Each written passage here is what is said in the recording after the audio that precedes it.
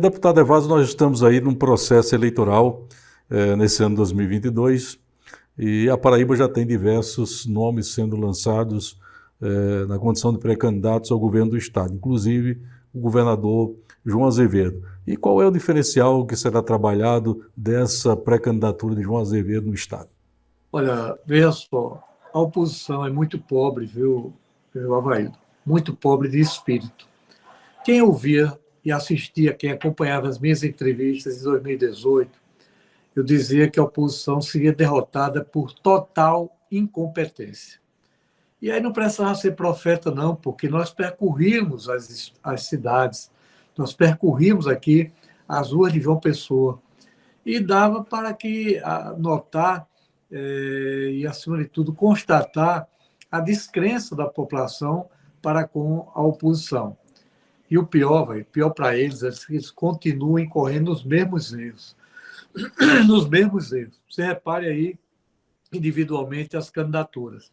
Eu não estou aqui para desqualificar ninguém, mas tem um candidato que quer ser candidato, a sua principal proposta é diminuir o duodécimo da Assembleia. Ora, Avaí, você sabe, como homem culto que é, como um gestor público que acompanha a política da Paraíba há muitos anos, sabe que você está na nossa Constituição que os poderes são independentes e harmônicos. Como é que um governador ou que um pré-candidato a governador vai dizer que vai reduzir o duodécimo de um poder?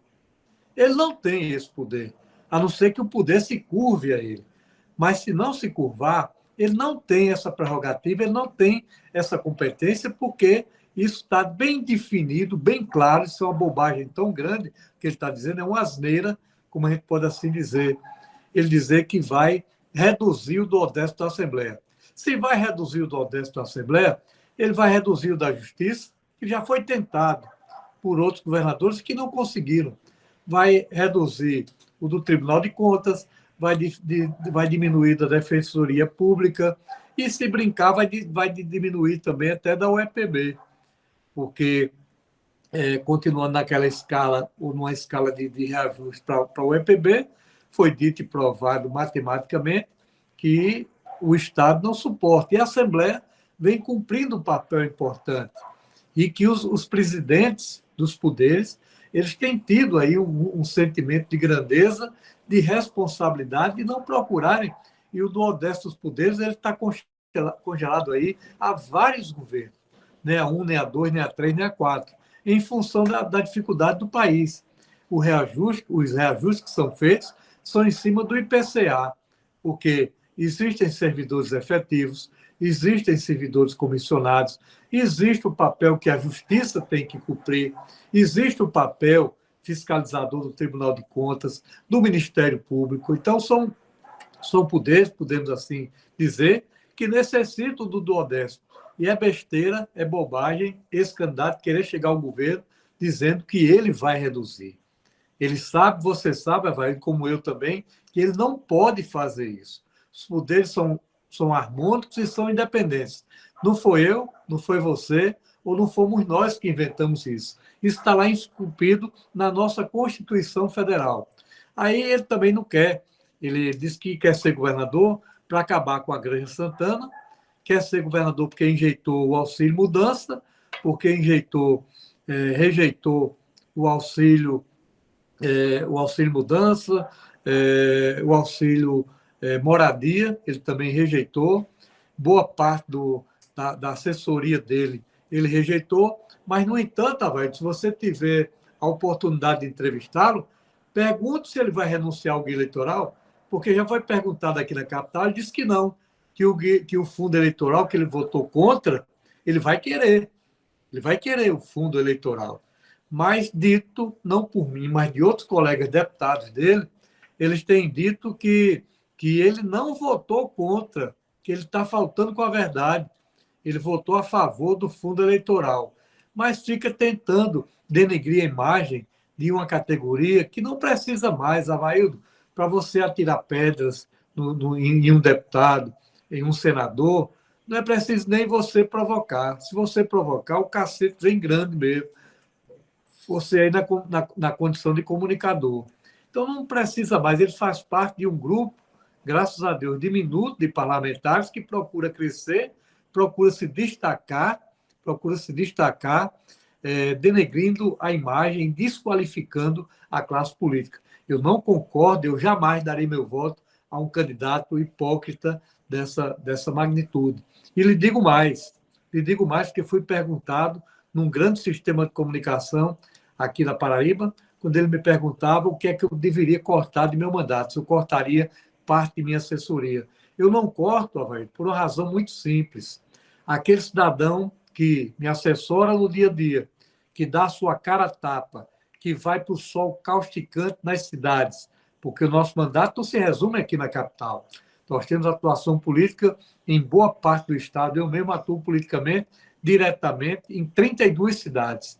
Então, aquele cara que dá a cara a tapa, que vai para o sol, que trabalha diuturnamente na campanha, que se emociona, que chora, que vibra, e aí eu vou chegar e cortar uma parte de minha assessoria, eu não faço isso. Se eu usar desse tipo de hipocrisia e demagogia, eu não vou me sentir bem. E eu estou sendo desleal, eu estou sendo incorreto, estou sendo desonesto com aquele eleitor que acreditou e que acredita em mim. Então, não é com esse tipo de discurso que esse candidato vai chegar a governar a Paraíba, porque ele não tem proposta. Você veja agora o que é que a oposição faz. Primeiro, você se recorda, você acompanha as redes de televisão, acompanha os nossos portais, se fazia leitura de alguns agora, até repercutindo a entrevista do deputado Julian Lemos, mas se há de convir que a oposição só conseguiu montar uma chapa quando houve o racha entre João e Efraim. Quando Efraim não teve mais paciência, pegou o boné e foi embora. E aí, nós temos hoje a chapa da oposição. Não está montada ainda não, porque não escolheram ainda o vice. Não escolheram. E não tem, até então, um nome de representatividade, como tem, a bem da verdade, Efraim. Mas aí o governador ficou para escolher entre Aguinaldo e Efraim. Efraim não teve paciência, foi embora. O nosso candidato agora, com toda certeza, vai ser Aguinaldo. E o governador vai escolher um vice também que tenha representação, que tenha representatividade e que venha a somar na sua chapa. Agora, eu vou dizer a você que eu vou antecipar aqui, se tiver alguns amigos aqui, com certeza tem acompanhando o seu programa e acompanhando a minha live, é que eles hoje passaram a criticar o governador Azevedo, já faz aí uns 3, 4 dias que ele bate insistentemente, dizendo que o governador viajou para o lazer. Sabe por que o governador viajou? É porque o governador tem pesquisas, Avair, que mostram que ele pode se dar o luxo, o conforto de viajar, porque, lamentavelmente, a oposição errou no passado, pecou no passado, levou uma surra de votos, que eu digo, não quero distorcer, mas eles foram desmoralizados nas urnas, e serão porque eles não têm discurso, eles não têm projeto para governar a Paraíba, e nós não podemos entregar o nosso Estado a um governador que tem demonstrado competência, e essa competência vai com relação à pandemia, porque a Paraíba, se não é o Estado que melhor tratou os recursos públicos, o Estado que melhor efetivou as ações pontuais de saúde, porque nós não tivemos colapso em tempo algum no pico da pandemia. Graças a Deus nós fizemos isso com muito orgulho e com muita alegria. Nós não tivemos aqui óbitos por falta de leitos de UTI. Passamos por dificuldades, passamos. Mas tanto o governador, e faça justiça, a ampla maioria dos prefeitos paraibanos, todos se irmanaram numa corrente só de solidariedade, de ação, de competência. Assim que a vacina chegava, ela era colocada no braço. Isso vai da capital, que é a maior cidade, ao município mais longínquo e menor da Paraíba. Isso chama-se competência. E eles passaram o tempo inteiro, Raildo, quando o governador teve que baixar alguns decretos duros para preservar a vida. Sem vida, você não tem comércio. Sem vida, você não tem como você solidarizar e contribuir com a sua família. Quantos não faleceram, lamentavelmente, por Covid? aquelas pessoas que demonstraram uma resistência tremenda à vacinação. Pois bem, está provado e comprovado hoje, mundialmente, não é nacionalmente, que a esperança da população mundial era, como foi, como está sendo a vacina. E diga-se de passagem, a oposição torcendo para o quanto pior, melhor, e procurando desgastar o governador em função de medidas duras, efetivas e, acima de tudo, competentes e corajosas. Corajosa para salvar vidas, que era a principal responsabilidade da maior autoridade do Estado, que é o nosso governador. Bom, mas a pergunta do Josimar, deputado, é o seguinte: já tem data para anúncio oficial de Aguinaldo como senador na chapa encabeçada por João Azevedo? Meu abraço aí a Josimar Dias e dizer que eu teria, sim, o maior prazer, a maior alegria, a maior satisfação de assim anunciar. Mas eu quero crer que nem isso não compete nem ao governador João Azevedo.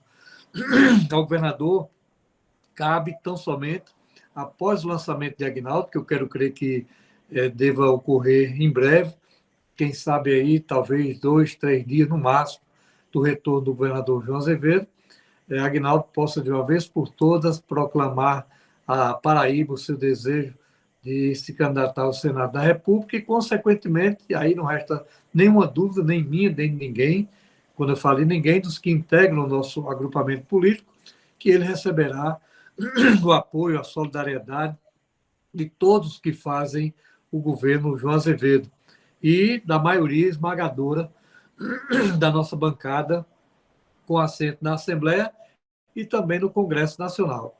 Eu acho que é chegada a hora, não diria que estamos passando da hora, cada um tem seu tempo e o tempo de todos é o tempo de Deus, mas que o deputado Aguinaldo, que o senador Aguinaldo, vamos assim chamar, possa, de uma vez por todas, colocar o seu nome à disposição dos paraibanos para que seja conclamado, eleito, guindado à condição de senador da República. Esse é o meu desejo, minha expectativa, a minha fé e também a minha luta e o meu empenho, meu caro Josimar.